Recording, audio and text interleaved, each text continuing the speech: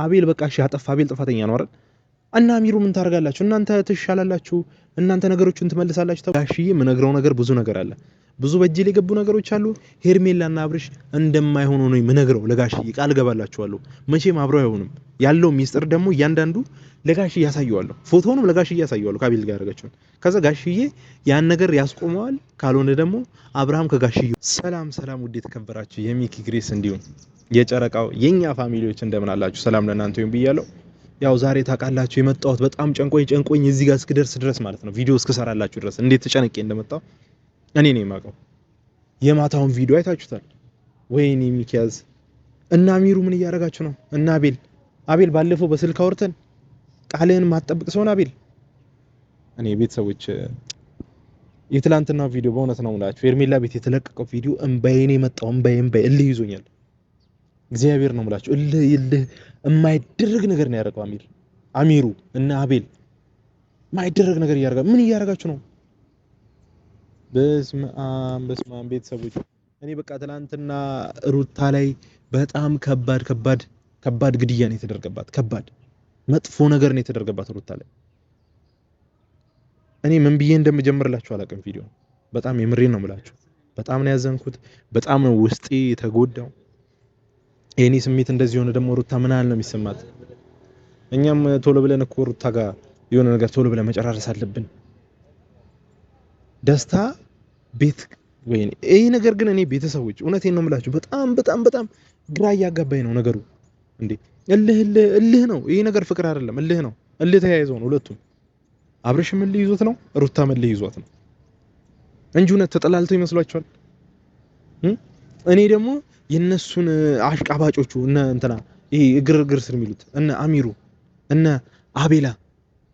አሚሩ ምን እያረከ ነው ከነሱ የተሻልክ ልጅ አልነበርክ እንዴ እኔ እኮ አሚሩን ሳቀው ከዚህ በፊት ምርጥ ልጅ ነገሮችን የሚያስተካክል የዋህ የሆነ ልጅ ነው አቤል ተውት አቤል በቃ አንዴ ወጥቶለታል አቤላኛ ተስፋ ቆርጠን እኮ አቤልን ከዚህ በኋላ ምንም አይነት ነገር አንጠይቀው አቤላ መጠየቅ አቁመናል አቤላ ምንም ነገር የሚሰማ አይነት ልጅ አይደለም እኛ በጣም ብዙ ቀን ልናናግረው ልንጠይቀው ምናምን ነገር ሞክረናል አቤል ተውት እኔ በስልክ አወራሁት ቃሉ የሚያጠፍ ልጅ ነው በስልክ አይታችኋል ቪዲዮ ለቅቄላችሁ ነበር ከቪዲዮ በኋላ ብዙ ነገሮች ሰርተናል አውርተናል ግን ቃሉ የሚጠብቅ አይነት ልጅ አይደለም እሺ ተውት የሱን አሚሩ ምን እያደረገ ነው አሚሩ ጓደኛው አይደለ እንዴ አብርሃም አጠገብ ያለው አንተ አይደለ አቤል የሆነ ነገር ቢያጠፋ አንተ አታርመውም ወይኔ ሚኪያስ ወይኔ አረ ወንድ ልጅ አታሰድቡ ተው ወንድ ልጅ አታሰድቡ ወረኛ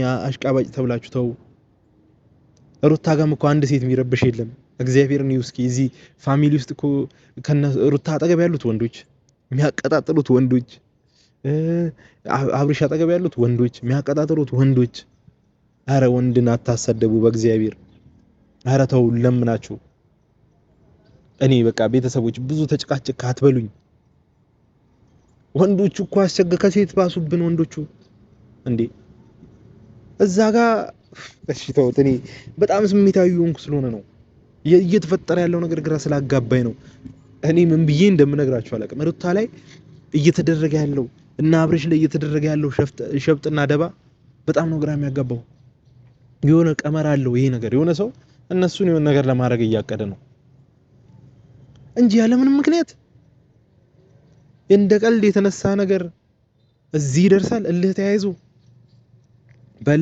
እልህ ይዟችሁ እዚህ ጋር ይደርሳል እኔ እውነቴን ነው የምላችሁ ወይኔ ምን አይነት ስሜት እንደተሰማኝ እኔ የማውቀው እግዚአብሔር ጭራሽ አቤል ሽማግሌ ብሎ እንትና ሽማግሌ ብለው እኛ ሞተን ይሁን ቆመን እኛ በህይወት እያለን የትኛውም ሰው ሽምግልና ቦታ አይደለም ሰርግ ምናምን አይደረግም እኛ እንሞታ በቃ የሚመጣው ነገር ይፈጠራል ተአምር ቢፈጠር እነሱ ከአንድነት ውጪ ሌላ ነገር አይመጣባቸው ምንም ነገር አይመጣም ምንም ማለት ነው እኔ በስመ አብ ወወልድ ወመንፈስ ቅዱስ ምን አይነት ተአምር ነው እየተፈጠረ ያለው እያየን ሀገራችን ላይ እናንተ ትዳር ታስታርቃላችሁ ብለን የምናስባችሁ ጭራሽ ለሌላ ሰርግ ሽምግልና ምናምን ትሯሯጣላችሁ እሺ ፈጣሪ ይቅር ይበላችሁ። እውነቴን ነው የምላችሁ። የዘራችሁትን ነው የምታጭዱት።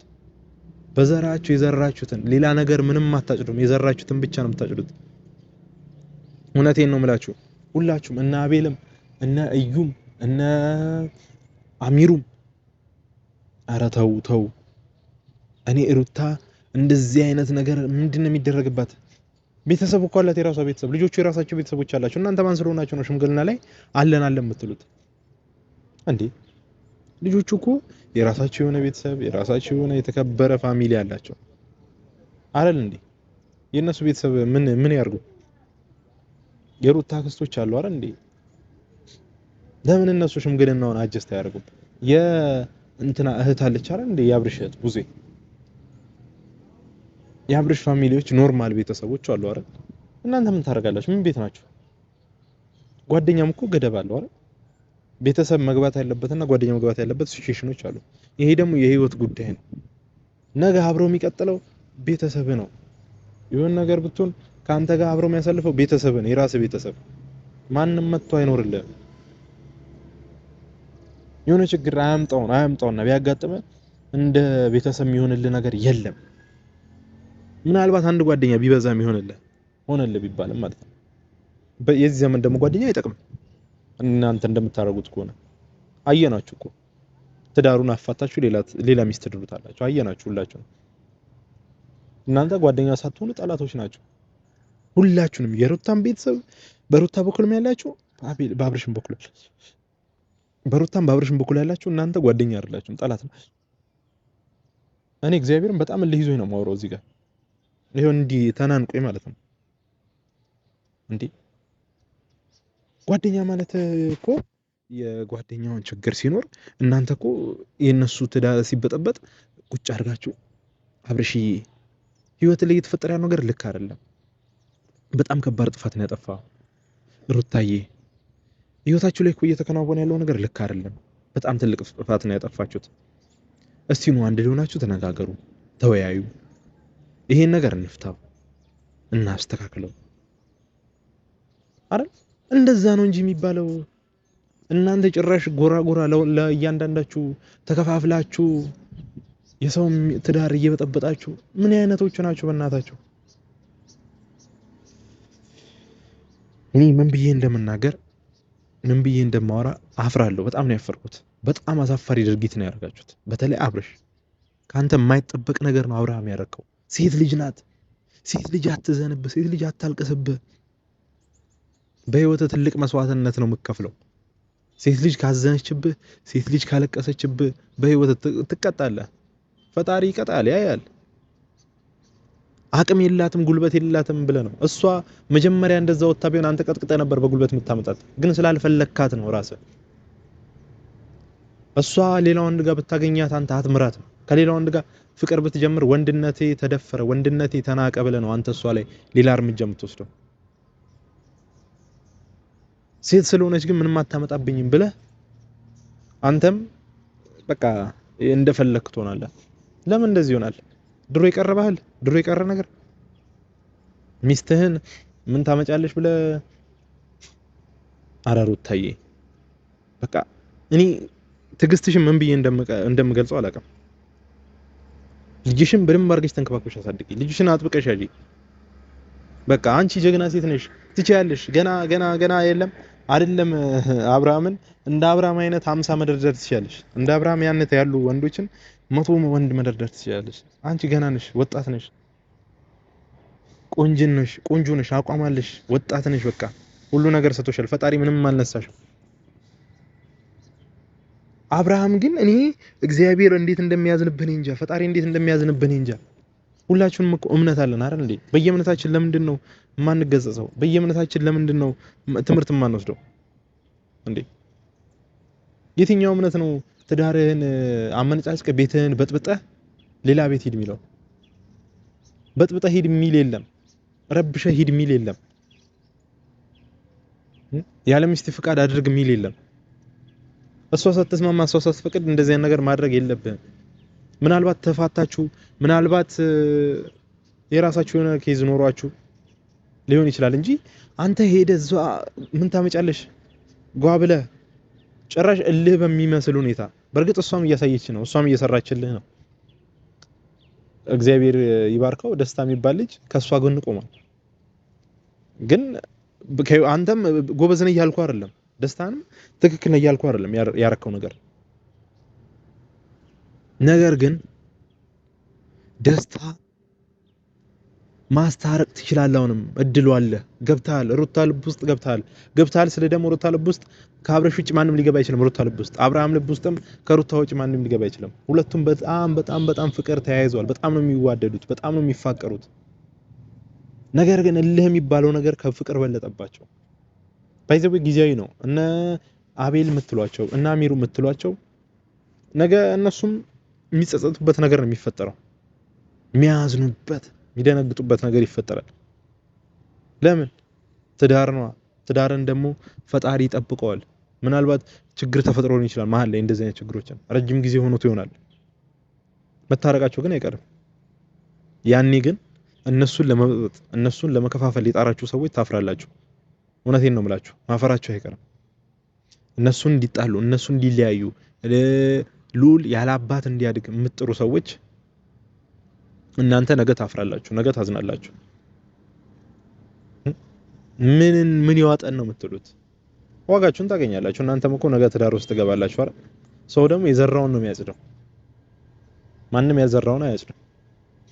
በቃ እኔ የትኛውም ታምር ይምጣ ምንም ይምጣ ከሩታ ወዴትም አልሄድም። ብዙ ማስፈራሪያዎች ብዙ ይደወል፣ እኔ ማንንም አልፈራም። ምናልባት አክብሬያችሁ ሊሆን ይችላል። እሺ ምናምን አውቃለሁ። የደወላችሁልኝ ሰዎች ይሄን ቪዲዮ እንደምታዩት አውቃለሁ። ስደውል እሺ ነው እንዴ ምናምን ይቅርታ ኦኬ አጥፍቼ ይሆናል ምናምን ብዬ ያልኳችሁ ሰዎች አላችሁ አይደል? ትላልቅ ዩቲዩበሮች ደውላችሁ እኔ ጋር ዝታችኋል። ትላንት ባለፈው በለቀኩ ቪዲዮ ከትላንት ወዲያ በለቀኩ ቪዲዮ ካቤል ጋር አወራው ምናምን ካቤል ጋር የተደዋወልኩ ቀን አንተ ልጅ እንዴት እንደዚህ ታደርጋለህ ምናምን ብዙ ነገር ደውላችሁልኛል።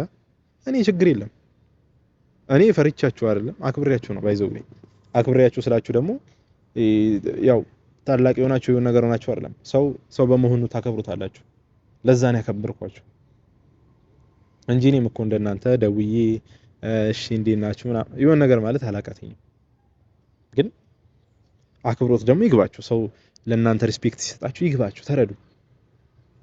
ሁሌ አታስቡ። በቃ እንደ ተናነሽ ሰው እንደ አብርሃምና የሩታ ህይወት እንደበጠበጣችሁ አታስቡ። እንደዛ አብርሃምን ከሩታ እንዳራቃችሁበት አስተሳሰብ አታስቡ። አብርሃምና ሩታ አንድ ላይ መሆናቸው የማይለወጥ ነገር ነው፣ የማይቀር ነገር ነው። እኔ 100% ቃል ገባላችኋለሁ። በቅርቡ አንድ እናደርጋቸዋለን። በቅርቡ ማለት ነው፣ በቅርብ ጊዜ አንድ ላይ አመጣናቸው።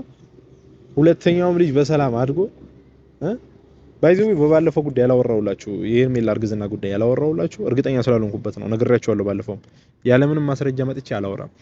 ዝም ብሎ ከጤና ባለሙያ የተሰጠኝ መረጃ ነው ብያችኋለሁ። ያለምንም ማስረጃ አላወራም ብዬ ነው።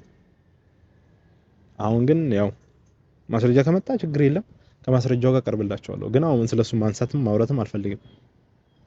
የራሷ ጉዳይ። እኔ ከማንም ጋር እዛ እንትን ትበል ከፈለገች። ምክንያቱም ከአቤል ጋር የተሰጠኝ ፎቶ አለ። ሄርሜላን አየዋት ምን አይነት ሴት እንደሆነች እኔ አውቃታለሁ በደንብ አድርጌ እዚህ ከተማ ውስጥ በፊት። እኔ እኮ ስለሷ የሆነ ነገር ማውራት እንትን አላቃተኝም። አይምሮዋ ይጎዳል ብዬ ነው፣ ውስጧ ጭንቅላቷ ይረበሻል ብዬ ነው እንጂ እኔ አወራለሁ። ምን ችግር አለ ደግሞ ለማውራት እንዴ? በደንብ አድርጌ አወጣዋለሁ። አሁን ማትስተካከይ ከሆነ ከሰው ትዳር ውስጥ ማታውጪ ከሆነ እኔ ነገሩን እዘርጋግፈዋለሁ። ምንም ችግር እኮ የለም። ምንም የሚመጣ ነገር የለም። ግን በቃ ክብር ይኖራችሁ ለሰው ልጅ። አብርሃም፣ ሄርሜላም፣ አቤልም፣ አሚሩም ከነሱ ጋር የምታጣሏቸው የነሱ አጃቢዎች ባይዘው አብርሃም ላይ እኔ ብዙ አልፈርድበትም። በርግጥ መቀበል አለመቀበል የራሱ ጉዳይ የራሱ ችግር ነው። ይሄን ነገር መቀበል አልነበረበትም። ኦሬዲ አንዴ ከተቀበለው አይቀር አንዴ ይሄን ነገር አምጡት ብሎ ከተቀበለ አይቀር ካየ በኋላ ነገሮችን መወሰን ነበረበት። ኦኬ ልጅ ምናልባት በነገሩት ነገር እነሱ ጆሮ ላይ ባስገቡለት ነገር አይምሮ በቃ አንዴ ሴቭ አድርጎታል። ያን ነገር መቀየር አይችልም። ግን እናንተ አስቡ። በቃ ጭንቅላት ይኑራችሁ። እኔ በእናታችሁ ምን ብዬ እንደምነግራችሁ አላውቅም። በጣም ቁጡ ሆኜ ምናልባት እያወራችሁ ሊሆን ይችላልና ይቅርታ። ሌላ ነገር ደግሞ ካለ የበለጠ መረጃውን አጠናክሬ ያመጣላችኋለሁ። ለዚህ ቤተሰብ ደግሞ አዲስ የሆናችሁ ይሄን ቻናል ሰብስክራይብ እያደረጋችሁ ቤተሰብ እንድትሆኑ እንድትቀላቀሉ በአክብሮት እንጠይቃችኋለን። በቃ ይቅርታ ፋሚሊ ስሜታዊ ሆኜ ስለተናገርኩኝ ማለት ነው። ያው ሩታ ላይ እየደረሰ ያለው ነገር ውስጤን ስለጎዳኝ ነው እና መልካም ቆይታ ይሆንላችሁ። ወዳችኋለሁ። ይመቻችሁ።